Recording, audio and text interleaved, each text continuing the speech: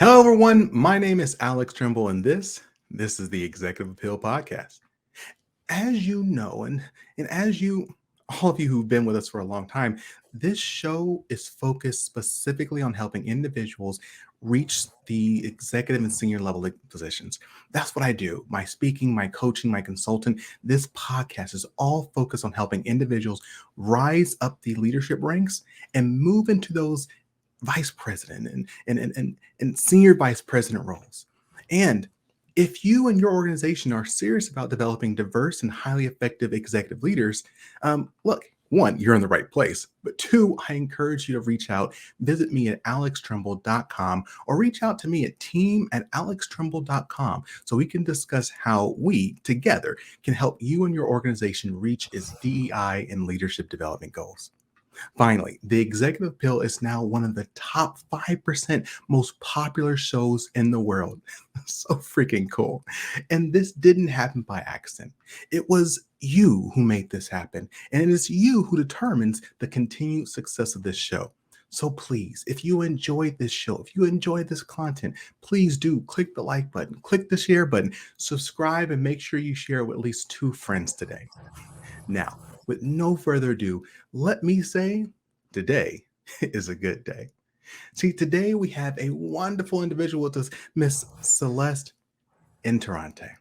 See, Celeste is the CEO and founder of Turf Envy LLC. Originally from Southern California, whoop whoop, she began her entrepreneur journey as a small business consultant in California, then created a financial planning organization. Then she assumed the regional sales position, which led her to ultimately creating this extremely successful Turf Envy. Now, look, with no further ado, how are you doing today, madam? I am doing great for a Friday. Thank you. Why do you got to equivocate? Great for a Friday. It should just be great. Well, I take every day as it comes. Being a business owner, you gotta celebrate the small wins, and today's a small win today. I feel you. I feel you. I feel you. You know, as I was reading your bio and as I spoke to our mutual colleague, Katie Woodruff, the one of those things that really popped up to me is that you started as a small business consultant, then financial. You have a background in some healthcare. You went on to be a regional sales manager, and then you created this super successful business. My question is how? One, but more so, how did you have the, let's say, emotional resilience to Mm. do this? Because I would say most people maybe would have given up, right? Like you tried so many things before you found your thing. So how did you emotionally weather the storm as you're trying to grow through these experiences? That's a really great question. Um, I'm older in years, so I do have quite a few decades underneath my belt in just life experience, right? That relationships and friendships and in and out of different jobs and being mentored by different leaders within organizations. So that helps. Taking the coaching on that they give you and really applying it helps. Um, I'll be honest with you though, there are days when my emotional fortitude is just like I'm out. I'm taking a vacation. I can't be Mhm. here anymore, and it's hard. Being a business owner and leading a team. I have employees. It's challenging at best. What I have found over the years, though, is I continually developed myself, and I believe that you have to. One, with what you're listening to as far as audiobooks, what you're reading, um, how you how you believe things about yourself. And Mhm. I have found that the major success comes when I bring in somebody that can help me get past my own self. So I have coaches. I have coaches all the time. I currently work with coaches every single day, and not just one coach. I have a legal coach, I have a financial coach, I have a personal coach, like transformative, belief theory, really working on myself, because leading an organization and having that emotional fortitude really stems from me. So I have to lead myself before I can then lead my team. And that's just really, I think, what's gotten me through that, and a few bottles of wine. Yeah. I love how you threw that out right at the end. It's like, yeah, all of this stuff and some wine. And some wine. Well, Yeah. this is a perfect place to start, and because look, it's 2023. You know, we are in the world where let me tell you this. Actually, let me tell you this. So I was recently speaking at a event for senior vice presidents in the Fortune 100 category, who are HR people. And as we were having these conversations, um, each organization talked about just how important retention was. Right, retention's really, really important because you can't get your job done. You can't get anything done without your staff, your teams. Right. Um, and as we were having that conversation, and there was a talking about how many organizations are just doing everything they can to keep their staff. Um, and what I had to bring up, because this is who I work with a lot of leaders, and many leaders are saying, yes, absolutely, you have to maintain our staff. We have to. Yes, let's do a really great job being a leader. But I am also a staff person. I am also a person. Um, and there wasn't a feeling that there's enough support for our supervisor leaders. And what you just said, when you talked about focusing on yourself, because if you aren't okay, then you can't help your team as much. I think that's really big. Is that what you see across the board as you see leaders? Do you see people really investing in themselves, or is it more so, let me just pour everything I have out? Oh shoot, it's empty. Yeah, unfortunately, I see a lot of um, smaller business owners that don't have coaches. And then they wonder why they can't get to the next level. And it's because they themselves haven't gotten and elevated themselves to that next level. And so it's critical that if I'm going to say you, Alex, that you come onto my team, if I haven't lived what I am going to bring you on to do, and I Mhm. haven't elevated myself into success, how can I coach you? It's just like an Olympic team. You don't want somebody that's never won a game or a championship to be the leader of an Olympic, say, basketball team. I mean, they don't just pick some guy off the street and say, hey, you look good. Let's bring you in and let you lead this Olympic team. If there's a proven methodology to success, right? And so when you work that methodology and you figure out what works for you, what type of coaches, who you need to be, and how you have to show up, then I bring you into my the fold, so to speak, Alex, and I can give you that pathway to success and lead more from behind rather than telling you what to do. Instead of being all task oriented and giving you these unreasonable goals and letting you figure it out, it's more of, hey, I've done this and here's all the mistakes that I've made. You're going to go back and make some of them because you think you can do it better, and that's fine. But at the end of the day, here's really where we're trying to go and elevate the staff. I also bring my coach in to talk to my staff. So my Mm. personal coach comes in and has a session once a quarter with my staff, because I find that it's important for that continuity and that congruency in what the vision is of the company, that it's not just me seeing it, but it's everybody seeing it. So I bring in, my financial coach, I bring in my health coach, and I bring in my transformative coach to work with the staff as they want. I don't put anybody out or pressure them, but it's really important to elevate. And what that does then is it causes me as the leader of the organization to really take a look at, okay, well, what's my next step? Yeah. Right? I've got this team that's coming with me. What's my next step? And when I'm in circles with my peers and other business owners, they're like, Celeste, what are you doing? How are you gaining this, momentum and this success and whatever that definition is? That's a whole nother podcast. Um, but what is it about you're doing that is, getting your name out there and people are recognizing you and you're starting to build this, this company. And I tell them all the same thing. Well, I coach myself. I lead myself first and surround myself with the right people that um, pour into me. I've done small business consulting where I go in and talk with small business owners about their operations and efficiency and what keeps them up at night. And let's figure out how to solve for that. And then I got into financial planning because I relocated from Southern California to Vegas.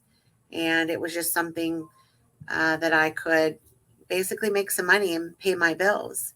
Mm-hmm. And then when that started to not fulfill my heart, I found something else to do. And so when you're looking for that next level, right? Because you're talking about how do we get to the level of leading ourselves and then leading our team. It takes an investment in finding somebody that will basically, for lack of better terminology, all right, time to strip down and look in the mirror, and we're going to start there. I love your terminology.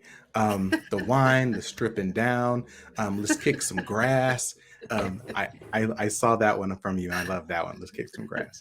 Um, but I love everything you just shared. And I want to underscore something you said too, which is you talked about having your coach talk with your team. You know, I thought that was really cool. So everyone knows here, like I try to share as much of my life as possible because I want you all to be able to learn from me as well, right? And my our experiences. So I'll share. My wife and I have a marriage counselor. Um, and I think this is both of us agree this is really helpful, period. Whether you're in good times or bad times. And especially when you're in good times, because now you have the tools to go through those more difficult times together. And I was talking to a colleague of mine who was going through some difficult times, and their marriage counselors just aren't working. And I told him what I did. I was like, hey, you know what? When my wife and I have a marriage counselor, so we actually have one marriage counselor for both of us that we both see at the same time. And that same marriage counselor is the counselor who we see individually. Um, and that was super helpful when we started doing that, because then the marriage counselor had the ability to kind of, if I was saying thing in one way, and I was like, oh yeah, she's doing X, Y, and Z. And then we meet together and we can ask those questions and pull things out. And Alex, I mean, the way you framed that wasn't exactly what happened, right?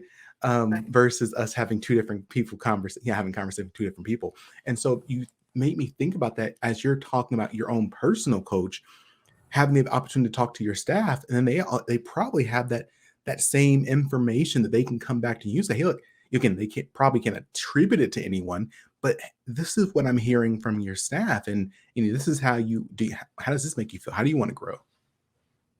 No, absolutely.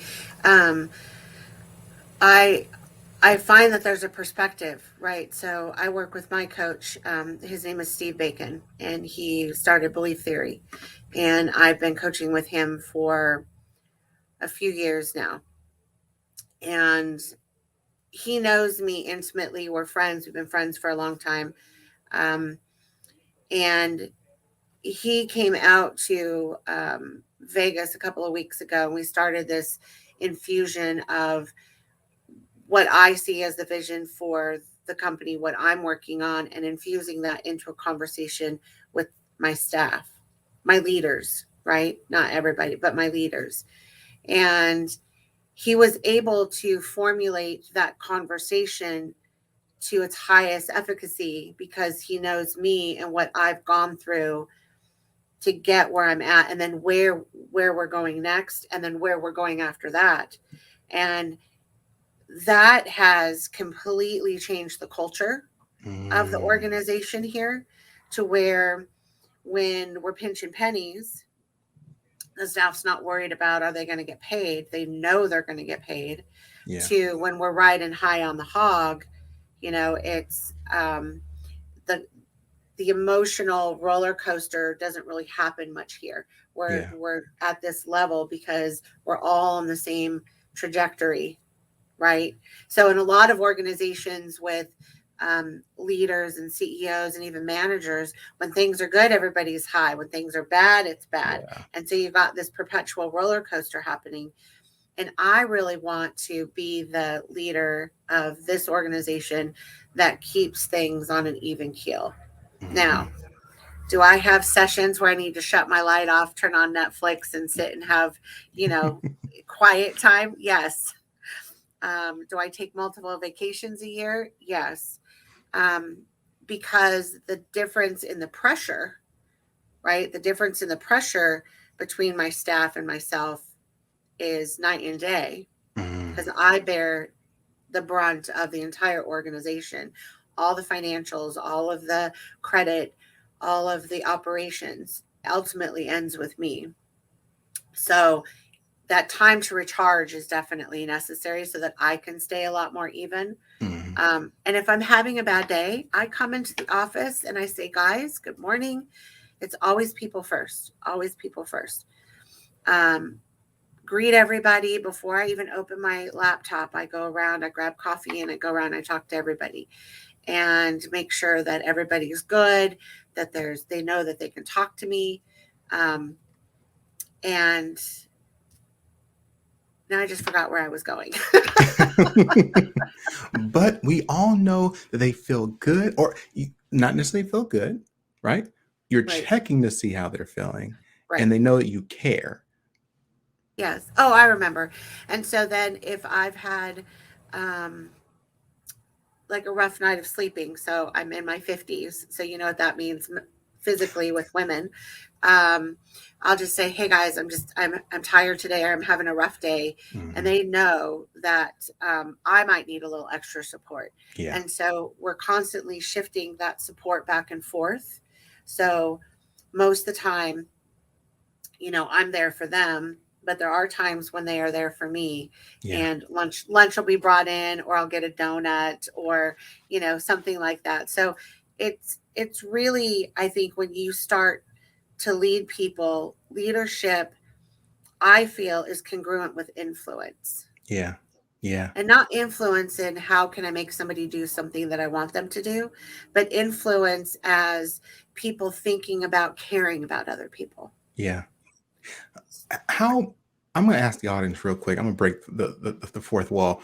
How many of y'all have ever noticed your leader being tired, having a rough day?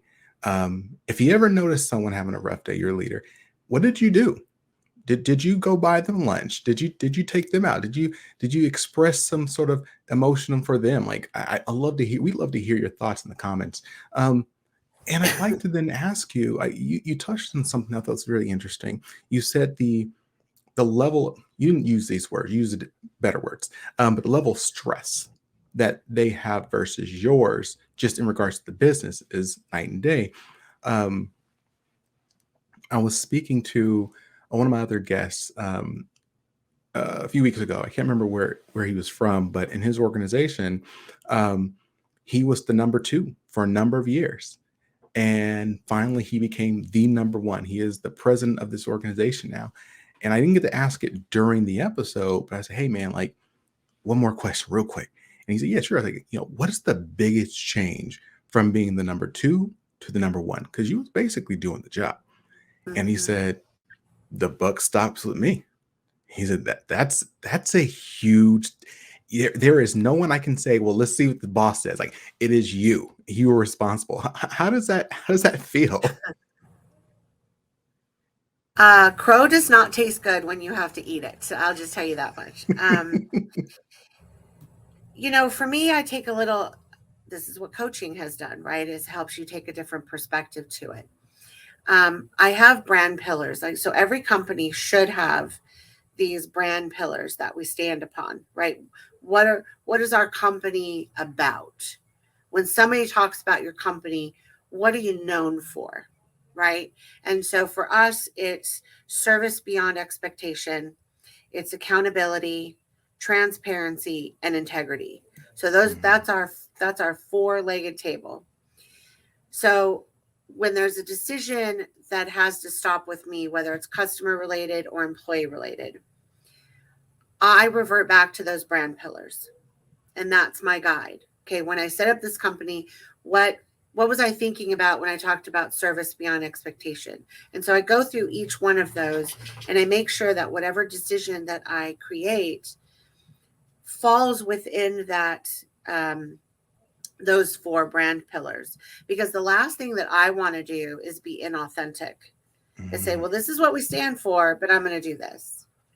I'm going to do this because I'm the boss. That's not how I roll, Yeah. right? I look, I have been the bottom rung of the ladder, the first one that has been laid off when a layoff comes. I've been there. I've been paycheck to paycheck. I've been paycheck to I can't wait until my next paycheck. I've also been hot, Yeah. where I am now, where I'm fairly comfortable in life. It's a journey.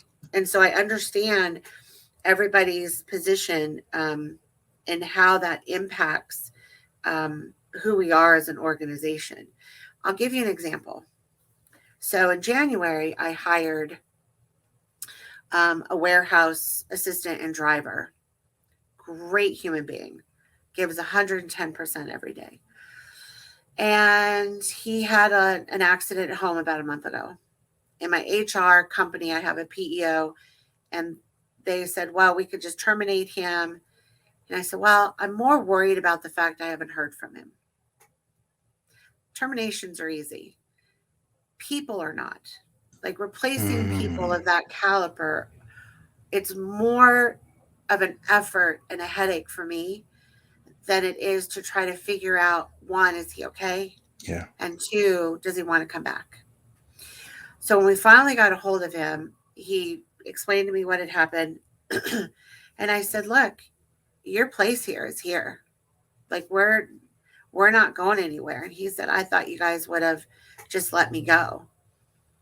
And explaining to him that that's not who the company is, that's not who we are as an organization, Yeah. right? He's back at work today, back on the job. We got him, through all the stuff that he needed to get through.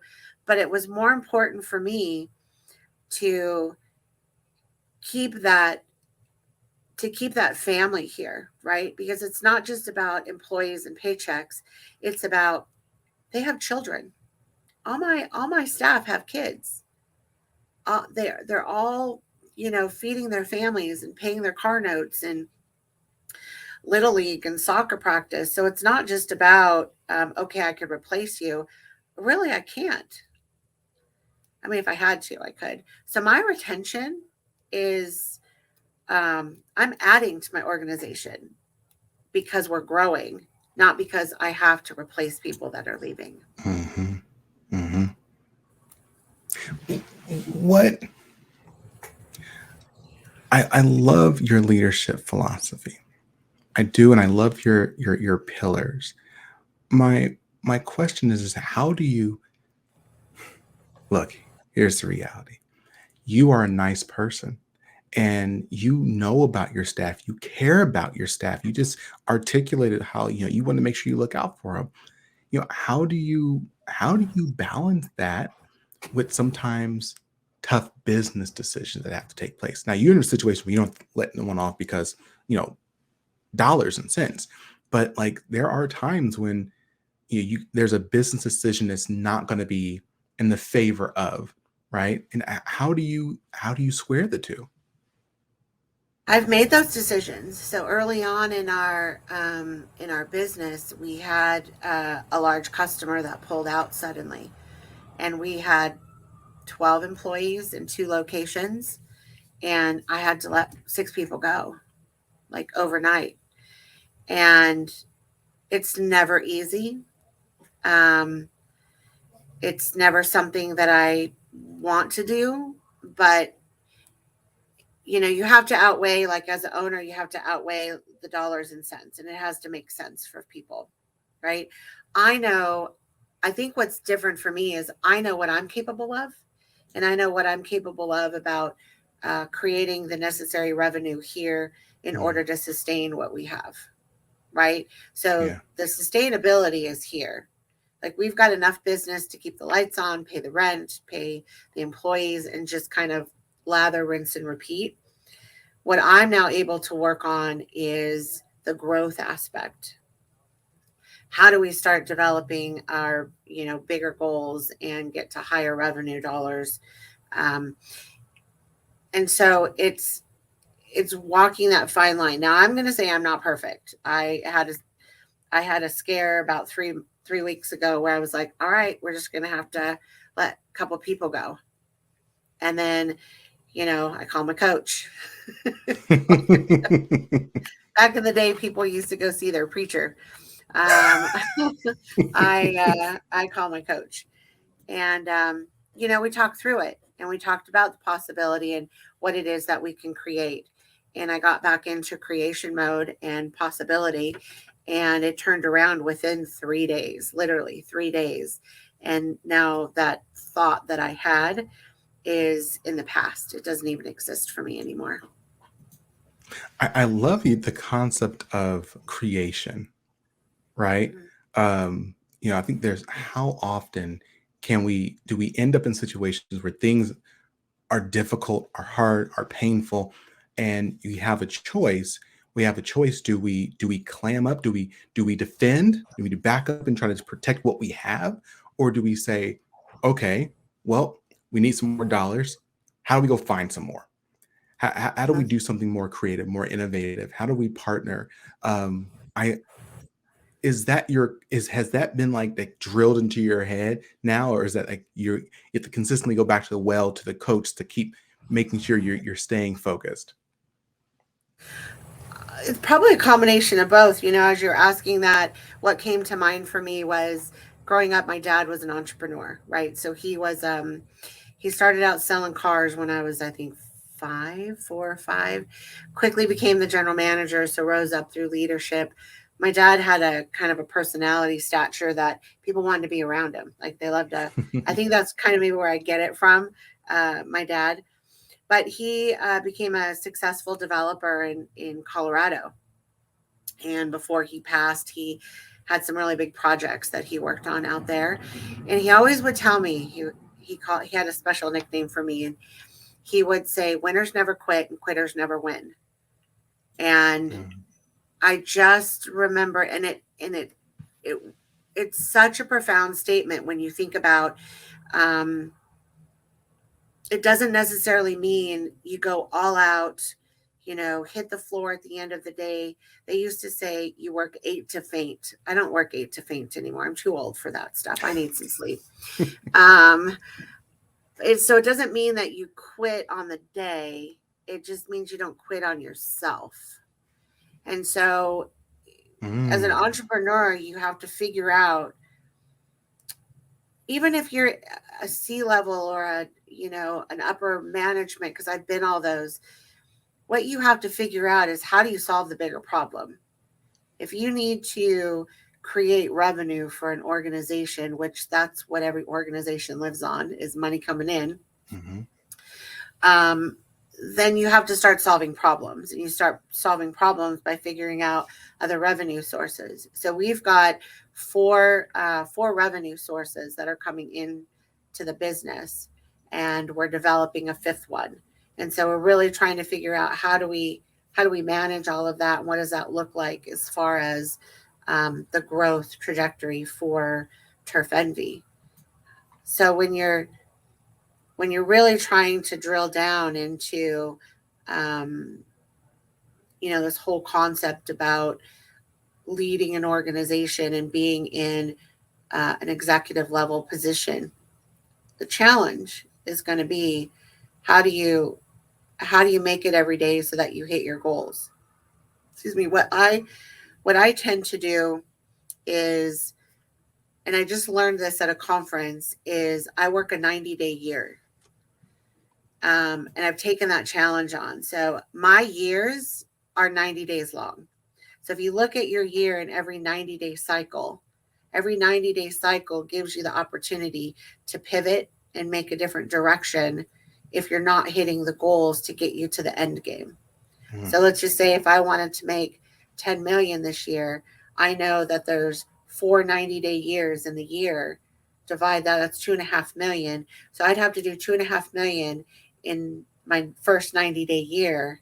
And if I don't, then my second year, I have to make that up somehow. So Mm. it's figuring out how to strategize and what works for you. And again, it all comes from having coaching and being in those rooms where you can put things on the table and have others talk about how they handle those types of decisions. You- I I heard you talk in an interview recently um, about the importance of relationships. Um, and I'd love to get your perspective. I was having a conversation with someone the other day, and they were just saying how, like, they want to be remote. Like that is the thing. And I looked at I think it was a, oh my God, whose survey was it? It was somebody's survey recently, a big surveying organization. And they said about 70% of millennials and Gen Xers actually want a hybrid environment. So they don't want to always work in the office. They don't want to always work at home. They want more hybrid. Um, but there's also a larger number of people who are not attending things in person. They're just doing it remotely and trainings remotely. It sounded like you went to a training. It sounds like you sound like you did it in person. Do you believe this, again, as someone who is a successful leader, how important do you think those in-person interactions are? Well, I'm a little old school, so I think that a handshake and being in person with somebody, you can feel their energy, right? Because we're all energy forces, and so when they talk about good energy and bad energy, you feel that when you're in a space with somebody. Our man, our world has changed a lot, Whew. um, and COVID was the accelerator to that change, where businesses had to figure it out. My business has somewhat of a hybrid um, working opportunity. I do need people here in person because I need somebody to greet the customers at the front to take the orders. I need somebody to pull the turf out of the warehouse. So I've got to have people here physically. Now, I'll give you an example. So my both of my boys work in the business with me. My youngest son is so smart when it comes to technology, and he's a millennial. He's 29 years old. And the other day, well, many days, not just the other day, many days, let's be real. I go back to his desk, and he's, let's just say, not necessarily doing work stuff. He's got his Discord server up on his laptop, and he's on his phone, and he's doing some whatever he's doing, right? And I had a conversation with him, and I said, "So, um, I'm paying you to work." He's like, "Yeah, I'm working." I'm like, "Well, but you can't watch Lucifer all day, or you can't be on your Twitch or your Discords or whatever it is." And he's like, "Mom, just because it takes me 10 minutes to do something it takes you an hour to do doesn't mean that I'm not working." And I was like, Ooh.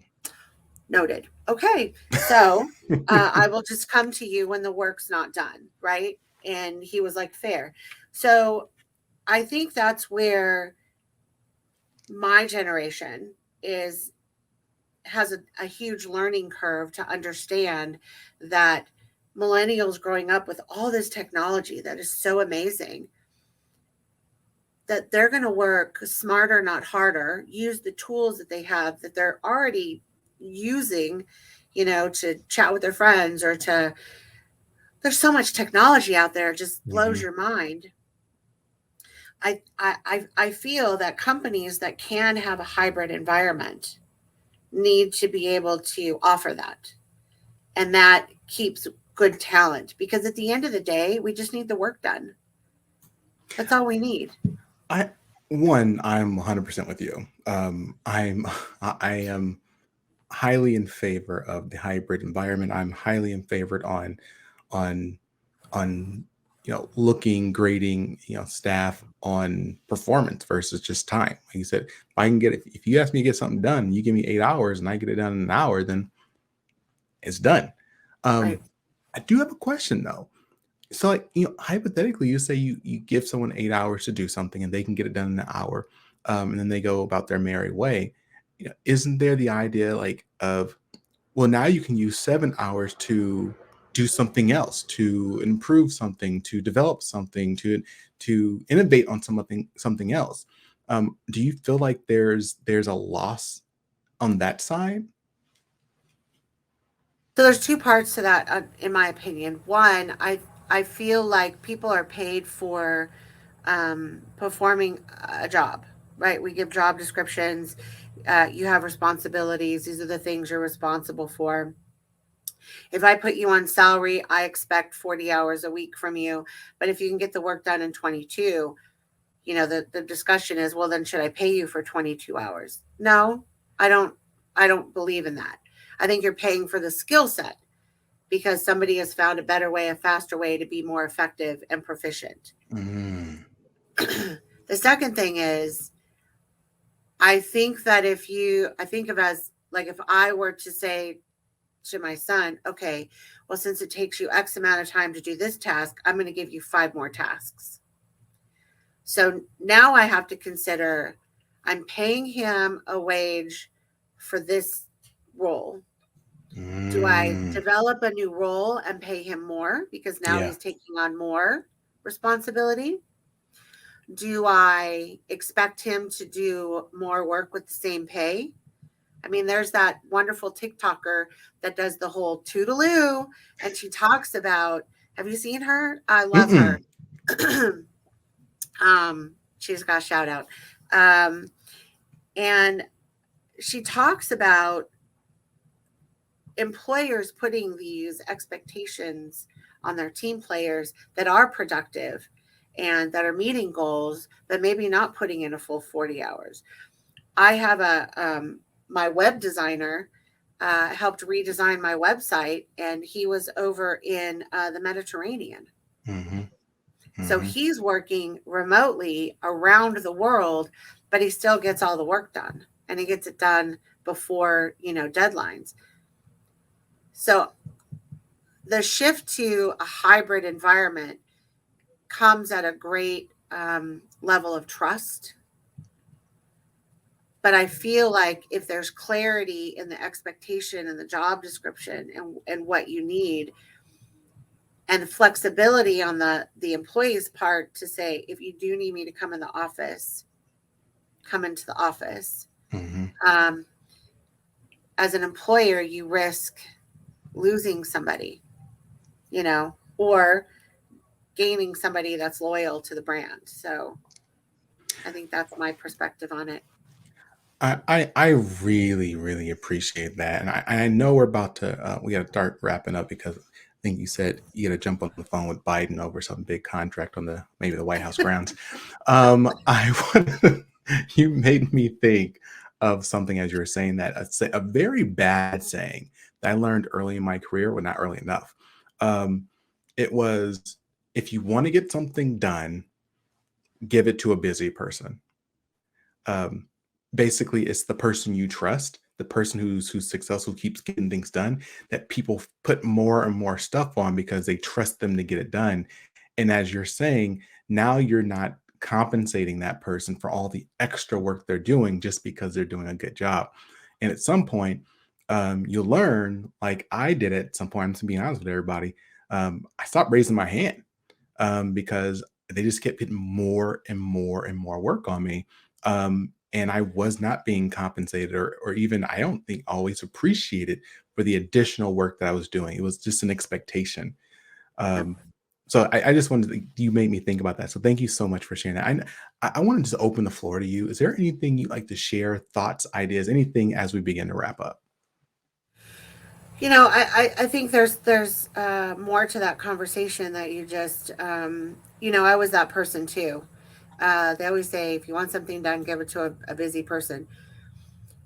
So, I mean, let's be real. Busy people are busy, but they're also very overwhelmed. They're stressed out. They don't stop for lunch. You Mhm. know, my oldest son yesterday didn't eat yesterday. And I said, why didn't you eat? And he said, I was just too busy. And I said, okay, well, if you can't even take care of yourself, I don't know if this is the right thing for you, because we have to make sure that we take care of ourselves in such, oh, sorry, my dog. We have to make sure that we can take care of ourselves in such a way that we take care of ourselves. And so I don't, I was that, like you, I was that busy person that always raised my hand. Yeah, I'll do it. Yeah, I'll do it. Yeah, I'll do it. And then I'd go home and my brain is fried and I'm exhausted and I've eaten junk food and I haven't taken care of myself. And Mhm. it just really culminates to where I don't want this job anymore. And then you go to the next opportunity and you start as the new kid on the block and you think that by being busy is going to get you noticed and elevate you. No, that does not work. That's why I'm now a business owner, because obviously it didn't work. Otherwise, I'd be, running some Fortune 500 company by now. I feel in my learning what I've uncovered is that, and I saw this online somewhere that said, you don't give 8 hours to your job, because this is a job for me. You don't give 8 hours to your job to only give yourself 10 minutes to eat. And I Mm. was like, Wow. okay. You don't give 8 hours to your job to only sleep 5 hours at night.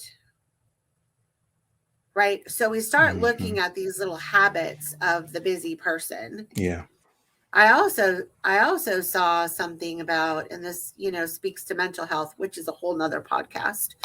Um, that busy people stay super busy because they're high level functioning depressives. Mm. Oh, wow. Pretty interesting. You'll probably find that I could probably get the link for you to that discussion, but it was very interesting. Mental health is a really big topic right now. And if you think about it, being busy or overeating or alcohol, it's all a um, compensation for Mhm. something that's undealt with. And thus, there's where coaches help.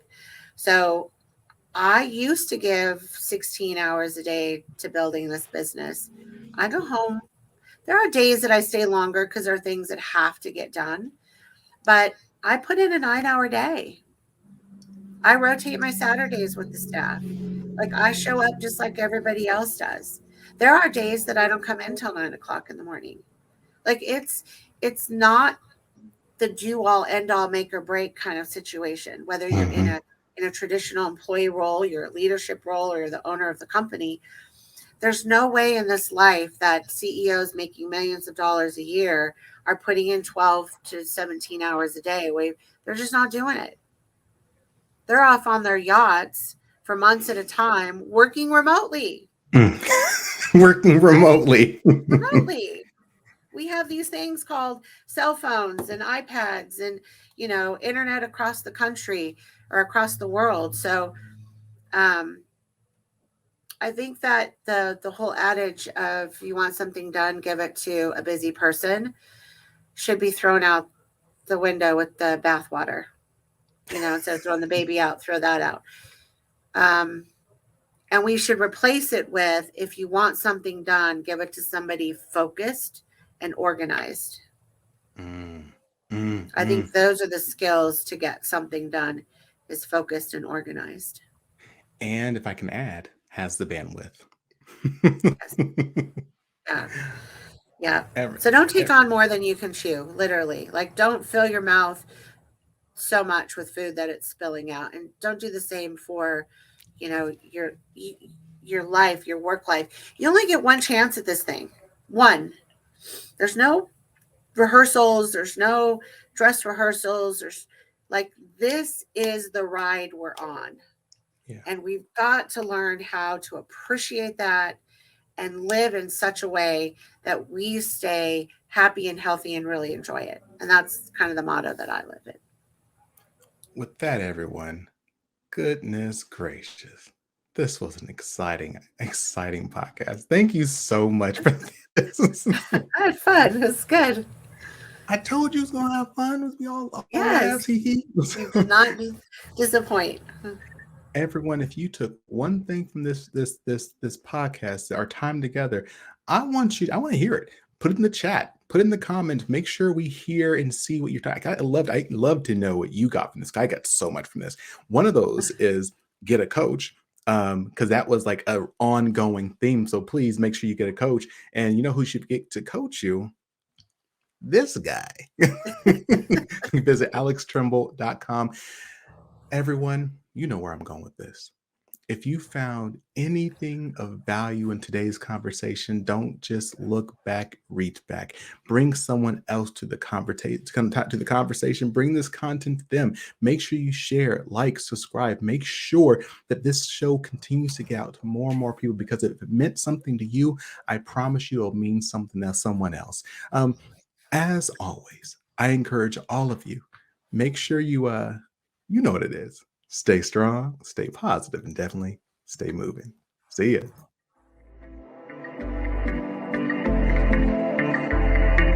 Thanks for listening to The Executive Appeal with Alex Tremble. I invite you to follow The Executive Appeal wherever you listen to podcasts. Follow me, your host, Alex Tremble, across all socials or via email for exclusive webinars, courses, and speaking engagements on continued topics of executive leadership. So, until next time, stay strong, stay positive, and definitely stay moving.